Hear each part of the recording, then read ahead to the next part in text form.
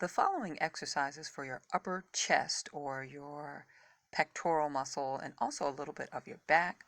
You're going to be doing a pullover, but you can use a stability ball to help bring in a little bit more challenge to the traditional pullover. Here I'm using a medicine ball because I don't have a stability ball. So I just place the medicine ball underneath my upper back, about where my shoulder blades are. Dumbbell over, head, arms fully extended. Extend that dumbbell back as far as you can, elbows straight, and then you're going to pull it up with an exhale over your chest. Keep the elbows straight.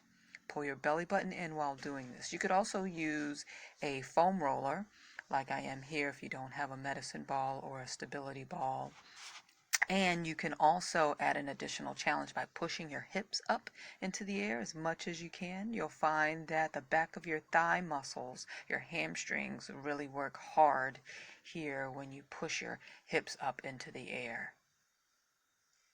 If you don't want to raise those hips up, you don't have to. You can place them back down onto the floor while doing this pullover exercise.